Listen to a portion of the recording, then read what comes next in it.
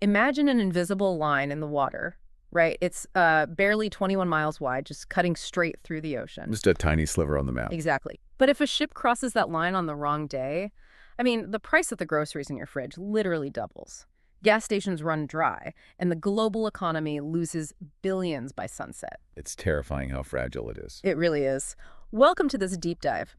If you're driving right now or, just looking at your monthly budget, you've probably felt the tension.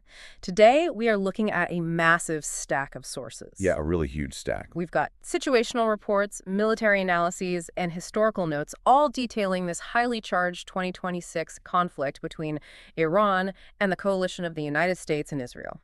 And the volume of information out there right now is just overwhelming. I mean, we are flooded with conflicting narratives, heavily emotional rhetoric, and, all this real-time combat footage that completely lacks any broader context. Right, which is exactly our mission today. We are going to cut right through that noise. We're going to impartially map out exactly what is happening on the ground, the mechanics of how we got here, and how a localized conflict thousands of miles away practically drains your wallet. Because it does. It hits everyone. It absolutely does. Right. And let me state this clearly up front for everyone listening. We are examining the facts and the multiple perspectives in these sources entirely neutrally. We are not here to endorse any political side or ideology. No. We are just looking at the stark mechanics of a crisis. Because right now, the stakes involve active airstrikes, widespread missile deployments, and a looming threat to the global supply chains that keep our modern world functioning. Yeah. Well, I mean, to really ground this, we have to look at the immediate reality on the battlefield. As of 2026, the situational reports we have detail direct kinetic fighting between Iran on one side and the U.S. and Israel on the other. Meaning actual weapons. Exactly. Meaning we are no longer in the realm of, diplomatic threats or just cyber attacks. Actual munitions are being fired. Yeah, we're seeing coordinated airstrikes and retaliatory missile barrages. But amidst this vast geographic theater of war spanning the whole Middle East, all of our intelligence sources aggressively point to that invisible line in the water I mentioned earlier. Okay, let's unpack this. We're talking about the Strait of Hormuz. Right, the bottleneck. Yeah, I'm looking at the maps provided in our notes, and it's this incredibly narrow sliver between the Persian Gulf and the Gulf of Oman. It looks tiny on a global scale. So why are the most advanced militaries on Earth treating this specific narrow waterway as the ultimate center of gravity? Well, what's fascinating here is the sheer mathematical leverage of physical geography. The Strait of Hormuz is 21 miles wide at its absolute narrowest point, right? Okay. But the shipping lanes, the actual deep water channels that are large enough for a modern supertanker to safely navigate those, are only about 2 miles wide in each direction. Wow. 2 miles. Just 2 miles. Yet, roughly 20% of the world's total global oil consumption is forced through that tiny needle's eye every single day. That is insane. 1/5 of the entire planet's oil supply just squeezed through a channel the width of a small town. Yeah. And that physical constraint dictates the entire military strategy. I mean, if a nation is facing the combined conventional air and naval superiority of the United States and Israel, they aren't going to fight a traditional force-on-force naval battle in the open ocean. Right, they'd lose. Exactly. So they leverage the bottleneck. The mere threat of dropping naval mines in that strait or aiming shore-based anti-ship missiles at those 2-mile lanes essentially weaponizes the entire global energy market. Because sinking just one tanker physically blocks the lane, or at the very least, it absolutely terrifies any other captain from even trying to cross. Oh, totally. And it triggers a catastrophic financial mechanism. A localized missile strike near that water doesn't just damage steel, it instantaneously rewrites maritime insurance policies globally. Which we will definitely get into. Yeah.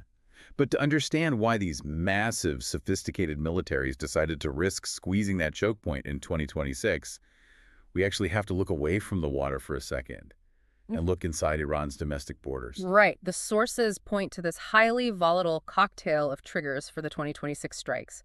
You have the severe U.S. and Israeli intelligence assessments regarding Iran's nuclear program. You have the broader regional power struggle. Yeah, lots of moving parts. But the situational reports also highlight severe internal instability inside Iran, like widespread civilian protests and a deeply struggling domestic economy just hollowed out by inflation. Massive inflation, yeah. And my initial thought reading this was, if your own house is on fire, you don't go picking a fight with the neighborhood. Doesn't a collapsing domestic economy make a nation's leadership more cautious, like forcing them to preserve their resources rather than starting a war? It seems like it would, right. Yeah. But historically, it achieves the exact opposite. In geopolitical analysis, this dynamic often triggers what's called a diversionary war. Diversionary war. Yeah. When a leadership structure faces an existential threat from its own populace, say, citizens are angry over massive inflation, the lack of jobs, severe social restrictions projecting military power outward becomes a survival tactic. Oh, I see. It's an attempt to force the population to sort of rally around the flag against a common external enemy. Exactly, and to demonstrate overwhelming strength to any internal factions or military branches that might be, contemplating a coup. So Iran's internal economic and social pressures don't act as a braking system. They actually act as an accelerant, creating a highly reactive decision-making environment. Interesting. So while Iran is dealing with that internal volatility, the U.S. and Israel are simultaneously looking at intelligence regarding Iran's nuclear timeline. According to their perspective in the notes, the window for Iran potentially refining enough fissile material for a viable nuclear weapon was shrinking rapidly. Very rapidly. So the preemptive strikes by the U.S. and Israel were calculated to physically degrade those underground nuclear facilities before that threshold was crossed. Right. They basically view the immediate risk of sparking a regional war as less dangerous than the long-term strategic reality of a nuclear-armed adversary operating in an already highly volatile region. Wait, let me push back on that specific motive for a second, though. Sure. Because looking at the source notes detailing all the proxy skirmishes throughout 2024 and 2025, the constant tit-for-tat strikes, the shipping attacks in the Red Sea, didn't those events already establish a heavy pattern of direct hostility long before this supposedly critical nuclear threshold was breached? It's a very fair point. Like, how much of the 2026 preemptive strike strategy was genuinely about halting a nuclear program, and how much was simply the inevitable culmination of a regional fight that had just been aggressively brewing for years? Well, that is the central debate among the global analysts and their sources. Many argue the nuclear threshold was the definitive red line, but others suggest the nuclear intelligence simply provided the necessary international justification, Like an excuse. Yeah, an excuse to launch a decisive strike against a network of adversaries that had been bleeding U.S. and Israeli resources through proxy attacks for years anyway. Right. Regardless of the primary motive, though, once the match was struck in 2026, the fire spread at a terrifying speed. It really did. It's one thing to launch a targeted preemptive strike, but it's another entirely to find yourself in a rapidly spiraling multi-front war. The timeline in these situational reports moves at breakneck speed. How did the military guardrails fail so completely? Well, the sources identify a few mechanical catalysts that just completely destroyed those guardrails. First, the targeted killing of key military and political leaders. Yeah, assassinations. Right. When a state's top generals are assassinated, traditional diplomatic protests are functionally useless for the targeted side. They feel an absolute domestic and regional mandate to respond visibly and destructively just to restore deterrence. Right. You can't just issue a sternly worded memo when your leadership is decapitated. No, you definitely can't. But what they fired in response is what really changed the math here. The retaliation strategy didn't rely on mobilizing ground troops, which, takes weeks of visible logistics. Tanks moving, things like that. Exactly. Instead, they utilized massive swarms of ballistic missiles and suicide drones. And this raises an important question about the very nature of modern combat. We are looking at a fundamental shift in warfare mechanics here. How so? Drone and missile technologies create a rapid, almost automated feedback loop that human beings just really struggle to de-escalate. Because of the sheer volume, right? Like, we're not talking about tracking one or two incoming fighter jets. No, we're talking about radar systems suddenly detecting 300 cheap, low-flying drones simultaneously. The defending side has literally minutes to react. The technology essentially forces an automated response. Just machines talking to machines. Basically. Air defense systems like the Iron Dome have to fire millions of dollars worth of interceptor missiles to shoot down drones that maybe cost a few $1,000s each.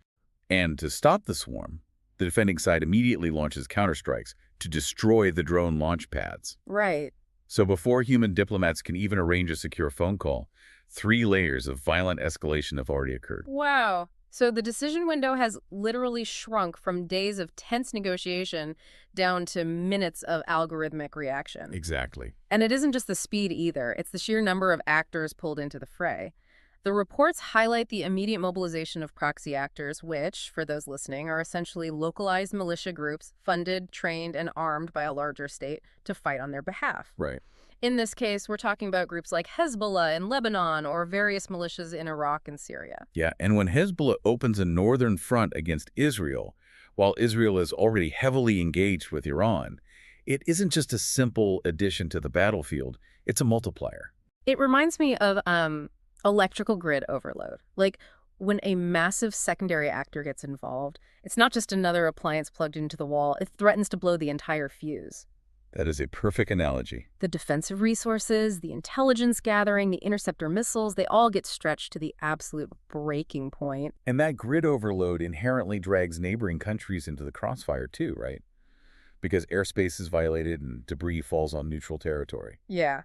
But to truly grasp why this rapid escalation occurred and why the concept of deterrence completely failed in 2026, our historical notes make it clear we can't just look at the last few months. No, definitely not. We have to trace the blueprint of this pressure cooker. Right, because the foundational rift didn't happen in the 2020s. It traces directly back to the 1979 Iranian Revolution. That event inverted the relationship between the U.S. and Iran from a strategic, albeit complex, alliance to deep-seated ideological hostility. Just a complete flip. Complete flip. And the U.S. Embassy hostage crisis that immediately followed cemented a paradigm of deep mutual distrust that has dictated basically every foreign policy decision for nearly 50 years. And that distrust was enforced economically, right, through decades of heavy international sanctions, practically locking Iran out of the global financial system. But here's where it gets really interesting in the historical material. Yeah. The notes spend an enormous amount of time analyzing the failed nuclear deal, the JCPOA, the Joint Comprehensive Plan of Action, signed in 2015. That was supposed to be the definitive diplomatic off-ramp. It was. And the mechanics of the JCPOA were pretty straightforward in theory. It traded international sanctions relief for strict, verifiable caps on Iran's nuclear enrichment. Okay. It physically limited the number of centrifuges they could operate and the purity of the uranium they could stockpile. But when that deal ultimately collapsed due to political shifts in the U.S., it didn't just reset the board to zero. It fundamentally altered the psychology of both sides. Absolutely. For the U.S. and Israel, the collapse meant the international monitoring cameras were basically turned off. The centrifuges started spinning again, and the mathematical clock to a potential nuclear weapon started ticking faster than before, which just created intense anxiety. Right. And for Iran, the collapse of the JCPOA seemingly proved a deeply held internal narrative that diplomatic agreements with Western powers were completely unreliable. Right. From their perspective, if sacrificing their nuclear development didn't permanently lift the economic siege, then building ultimate military deterrence was their only genuine guarantee of security. Exactly. So the failure of that treaty left a massive diplomatic vacuum. The underlying friction didn't vanish. It just searched for another outlet. The proxy skirmishes and shipping lane harassments we saw in 2024 and 2025, those are the structural warning tremors. It was building up. Yeah, the diplomatic breakdown practically guaranteed that the proxy war would eventually escalate into the direct kinetic war we are analyzing in 2026. Right. Well, now that we've mapped the historical foundation, we have to look at how the different players justify their actions today. And crucially, how those actions are sending shockwaves straight into your daily life. Right. As promised, we are examining the perspectives presented in the reports entirely impartially. So if we look at the official stance of the United States and Israel, their actions in 2026 are framed exclusively around non-proliferation and regional stability. Okay. In their strategic view, allowing a historically hostile state, one that openly funds heavily armed proxy militias across the Middle East to achieve nuclear weapons capability, represents an unacceptable existential threat. That makes sense from their angle. Yeah, they view the preemptive strikes on nuclear infrastructure and drone facilities as a necessary defensive measure of last resort after diplomatic avenues were completely exhausted. Right. Conversely, when you read Iran's perspective in these same situational reports, their actions are framed entirely around national sovereignty, retaliation, and regime survival. From their viewpoint, they have endured a long history of Western interference, a crippling economic siege via international sanctions, and unprovoked military strikes on their sovereign infrastructure. So their missile responses and the mobilization of regional allies are viewed as a necessary proportionate deterrence to protect their borders and their right to independent technological development. And sitting between these two opposing narratives, you have the perspective of the neutral global analysts. Their reports aren't concerned with debating moral high grounds at all. No. They are brutally focused on the mathematics of a wider Middle East war.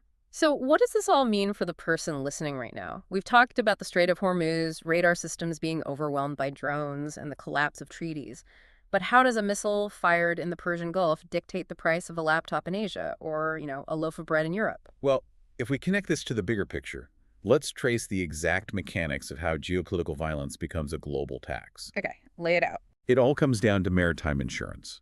When tensions escalate near the Strait of Hormuz or the Red Sea, maritime insurers invoke what are known as active war clauses. Active war clauses. Right. Overnight, standard insurance policies for massive cargo ships are essentially voided if they sail into those waters. Because the mathematical risk of a multi-million-dollar ship and its cargo being struck by a stray drone or a naval mine goes from near zero to highly probable. Exactly. And you can't sail without insurance. So to maintain coverage, shipping companies are forced to pay astronomical war risk premiums. Wow. Often these premiums make the journey financially ruinous. So the shipping companies make a mechanical decision. They reroute entirely. Instead of passing through the Middle East and the Suez Canal, they send their massive container ships all the way down and around the southern tip of Africa. Which is a huge detour, and that geographic detour adds weeks to the transit time. Weeks. Weeks of extra travel means burning thousands of tons of additional bunker fuel, which is incredibly expensive. Yeah.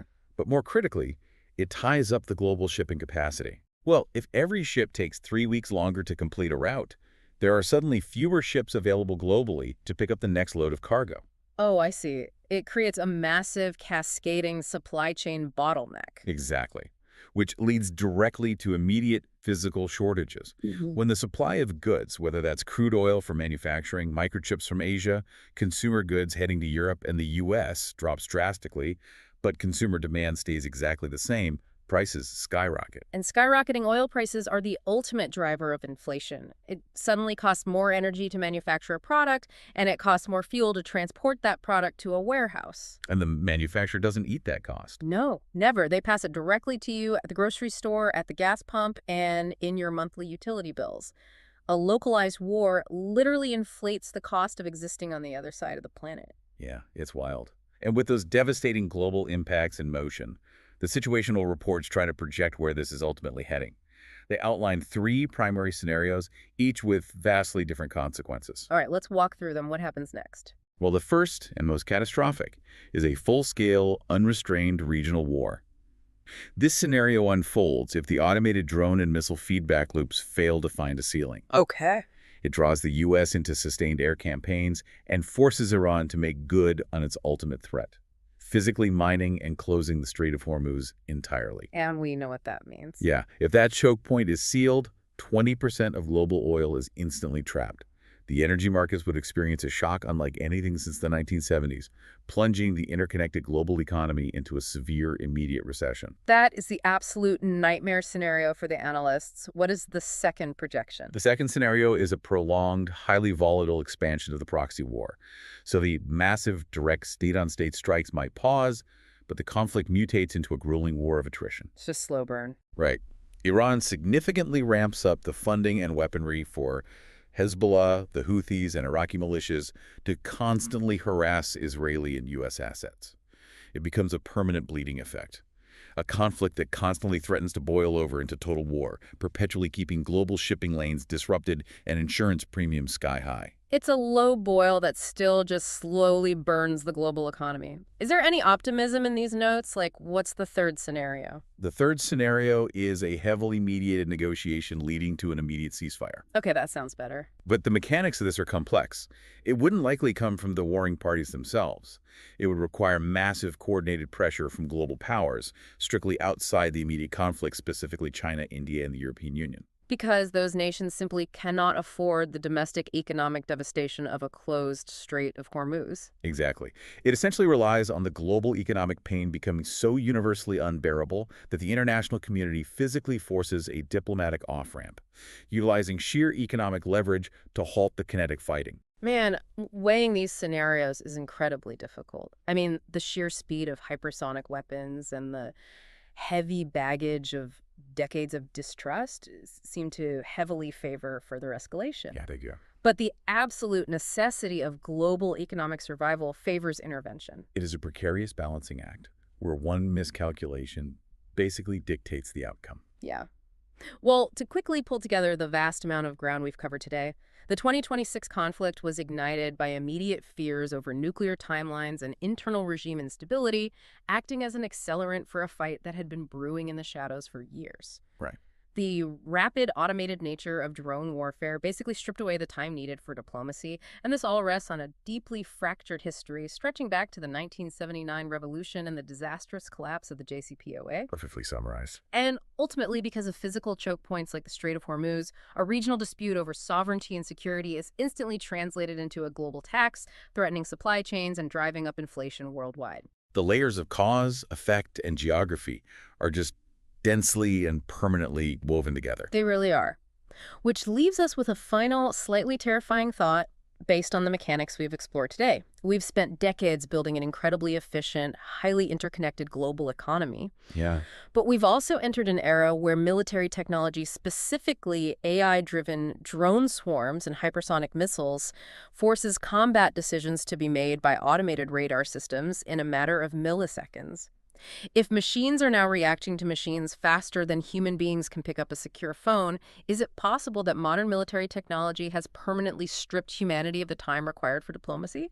Like, has the speed of war finally outpaced the speed of human thought? Wow, it really forces us to question who's actually in control of the escalation ladder at this point. It really does. Modern geopolitics doesn't offer clean answers or easy diagnoses. It is a landscape of complex histories, deeply flawed diplomatic attempts, and highly vulnerable global networks. Thank you for joining us on this deep dive as we mapped out these crucial sources today. We encourage you to keep questioning the narratives, keep looking closely at the mechanics of the news, and keep exploring the deep complexities of our world.